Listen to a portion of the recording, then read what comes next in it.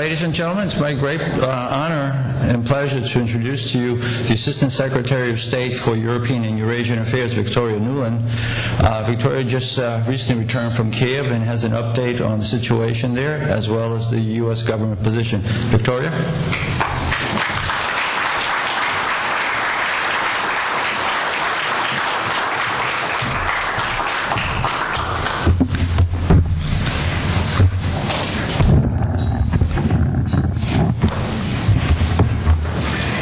Well, thank you, Roman. Thank you, ladies and gentlemen.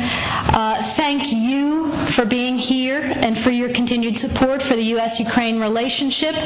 And thank you for the invitation to speak to you today.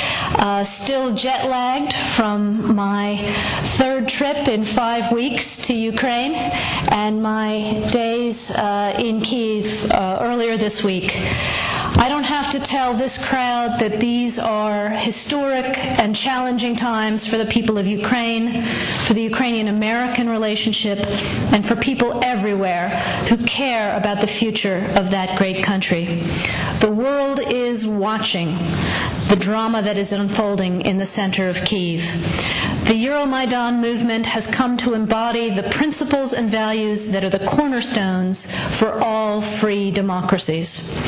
What began on November 24th as a protest against President Yanukovych's decision to pause on the route to Europe has become much deeper and bigger. After blood was spilled by security forces on November 30th, the movement also became about justice and civil rights and Ukrainians' desire to have a government that respects them, that listens to them, that protects them, and that provides for them.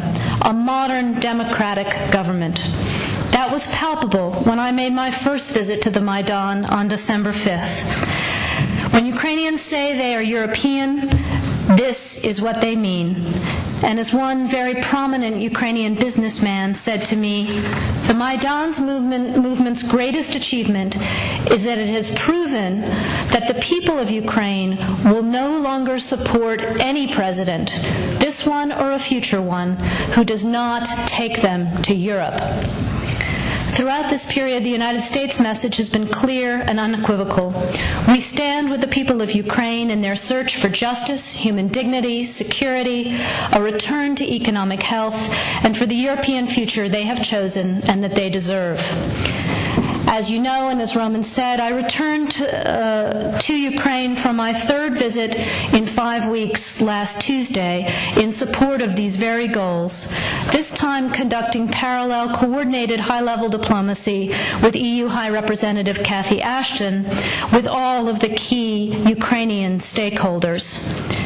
Then, halfway through our visit, in the wee hours of Wednesday, December 10th, we witnessed the appalling show of force by government forces who turned riot police, bulldozers, and tear gas on the Maidan demonstrators as they sang hymns and prayed for peace.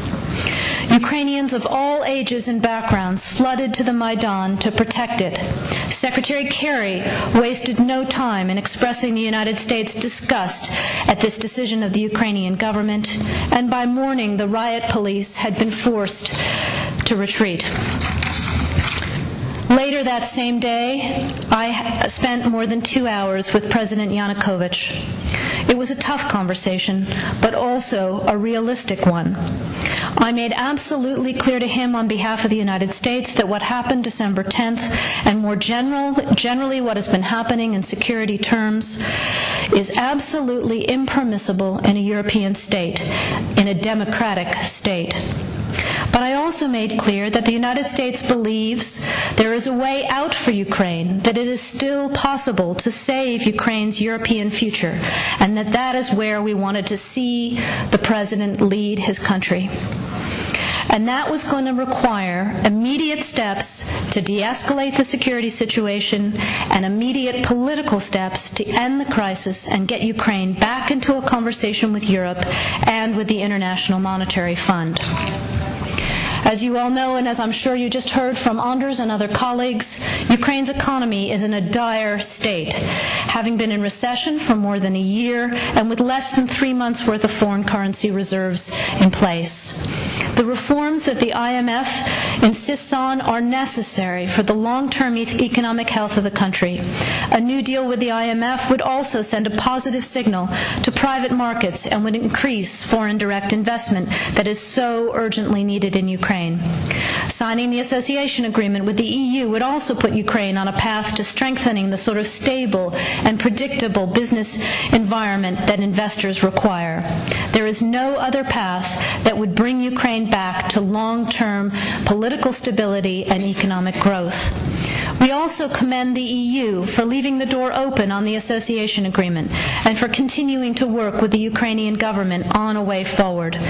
The Ukrainian parliament has already passed some 18 separate pieces of required legislation in advance of the Eastern Partnership Summit in Vilnius. Although that was a missed opportunity, it would be a huge shame to see 5 years' worth of work and preparation go to waste if the AA is not signed in the near future. So it is time to finish the job. As Vice President Biden said in remarks last night, President Yanukovych has a choice. He can choose the path that leads to division and isolation, or he can take a leap and take immediate, tangible steps to defuse his country's crisis and start a genuine dialogue with the opposition and agree on a path that returns Ukraine to economic and political health. While these are challenging times in many ways, we also can't lose sight of the fact that this is a time for great optimism as well. You only have to be on the Maidan to feel the energy, to feel the hope of Ukrainians coursing through the center of Kyiv and across the country. People are engaging because they know they have a stake in the future of their country.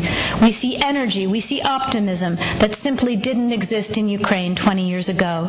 People are of all ages, of all classes, of all walks of life, are taking ownership of their future and coming out into the streets to demand a European future. They're doing so peacefully, with great courage, and with enormous personal restraint. Since Ukraine's independence in 1991, the United States has supported Ukrainians as they build democratic skills and institutions, as they promote civic participation and good governance, all of which are preconditions for Ukraine to achieve its European aspirations. We've invested over $5 billion to assist Ukraine in these and other goals that will ensure a secure and prosperous and democratic Ukraine. Today, there are senior officials in the Ukrainian government, in the business community, as well as in the opposition, civil society, and the religious community who believe in this democratic and European future for their country. And they've been working hard to move their country and their president in the right direction. We urge the government, we urge the president to listen to these voices, to listen to the Ukrainian people, to listen to the Euromaidan, and take Ukraine forward. The support of the people in this room is absolutely essential. We thank you for all you are doing. We thank you for your partnership all these years, and we look forward to continuing to stand shoulder to shoulder with you as we take Ukraine into the future that it deserves. Thank you very much for the time today.